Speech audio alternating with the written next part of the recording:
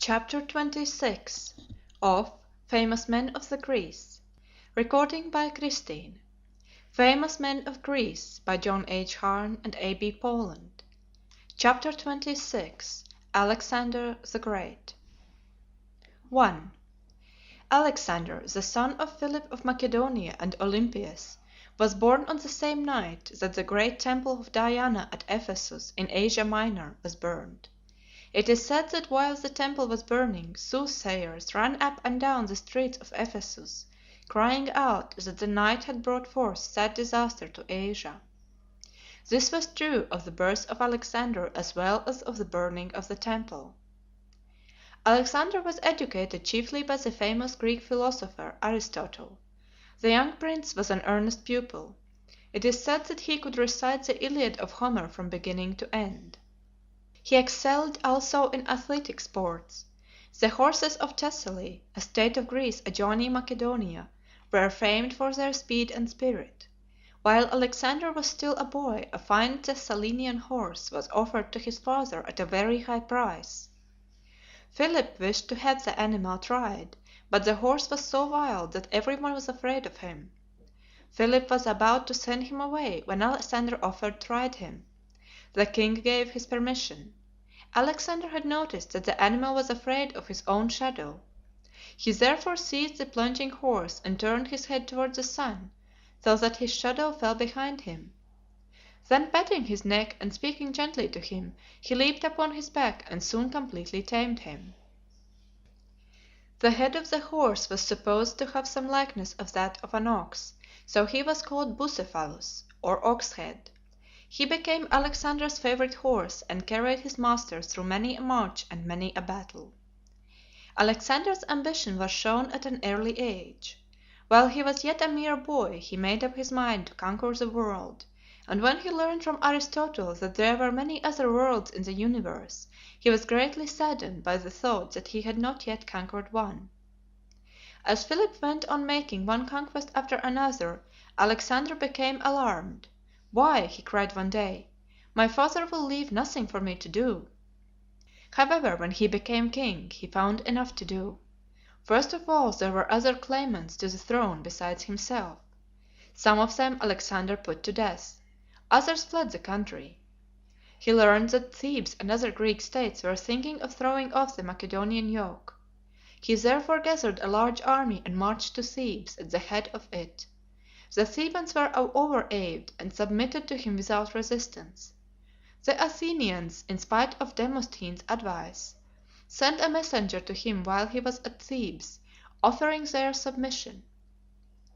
A little later the Greeks met in general council at Corinth and gave him, as they had given Philip, the command of the expedition that was to be undertaken against Persia. Sparta alone refused to agree in the vote. Alexander returned to Macedonia and marched against some Thracian tribes in the northern part of his dominions. While he was subduing them, a report of his death reached Greece, and Thebes again took up arms. Suddenly Alexander appeared in Greece with his victorious army. He took Thebes by assault, and pulled to the ground every building in the city, except the house once occupied by the famous poet Pindar. 6,000 of the inhabitants were put to death. A few escaped by flight, and the rest were sold as slaves. 2. Alexander now began to prepare for the great expedition against Persia, which had so long been planned. Soon his army was ready to march. It consisted of less than 35,000 men, but with these he boldly crossed the Hellespont. He landed on the Asiatic coast, not far from the site of ancient Troy. From the plain of Troy he marched to the river Granicus, on the bank of which he fought his first battle with the Persians. The Persian army was completely routed, and its commander killed himself rather than face the disgrace of his defeat. The great city of Sardis, the stronghold of the Persians in western Asia Minor, now opened its gates to the conqueror. The following spring Alexander advanced into the province of Phrygia. In a temple of the city of Gordium was kept the chariot of Gordius, once a famous Phrygian king. The yoke of the chariot was fastened to the pole by a knot of tough fibre. The knot was said to have been tied by Gordius himself. It was very puzzling. An oracle had declared that whoever should untie it would become the master of Asia. Instead of trying to untie it, Alexander cut it with one stroke of his sword. The people of Asia Minor took this as an omen that he was to be their master, and offered him but little resistance. Beyond the mountains in southeastern Asia Minor, the great king, Darius, was waiting for the Greeks with an enormous army. He became impatient and crossed the mountains into Cilicia. A battle was fought at Issus, but the Persians were no match for the Greeks. The battle ended with overwhelming defeat to the army of Darius, and he fled from the battlefield. He left not only his baggage and treasure, but his wife and mother and children, all of whom fell into Alexander's hands. These captives were treated with much respect and kindness by the conqueror. Soon after the battle at Issus, Damascus was captured. Alexander then moved against Tyre, a famous port of Syria, whose trade was with every land and whose merchants were princes. So great were the resources of the city that it withstood a siege of 7 months, but at the end of that time it fell into Alexander's hand, and 30,000 of its citizens were captured and made slaves. From Tyre Alexander marched toward Egypt. On the way he passed through the Holy Land. When he reached Jerusalem, he was met by a friendly procession of priests and Levites, who came out from the gates of the city, with the high priest at their head, to bid the conqueror welcome. Egypt, like the Holy Land, was won without a battle. The people were weary of Persian rule. In Egypt Alexander did one of his wisest acts. He founded a city near the mouth of the Nile to be a great trading port. It is still called Alexandria after its founder. Another wise act on Alexander's part was to invite the Jews to settle in his new city. He saw that they were wonderful traders, and, as he expected, they made Alexandria a greater commercial city than Tyre.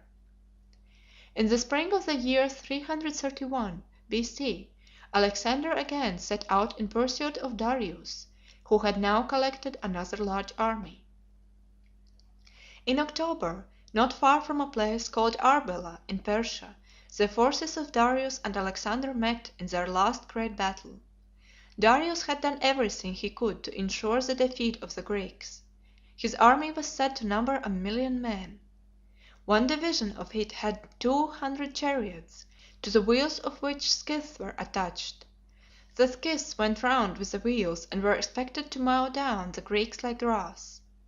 In another division of the army were 15 trained elephants that were intended to rush wildly among the Greeks and trample them down. But the scythes armed chariots, the elephants, and the 1,000,000 men were alike unsuccessful. The vast host was completely routed, and Darius turned his chariot and fled. From Arbela Alexander pushed on to Babylon, whose brazen gates were thrown open to him. Susa, another great city of the empire, surrendered without resistance. Then, to make his conquest complete, he marched on to Persepolis, the magnificent capital of Persia proper.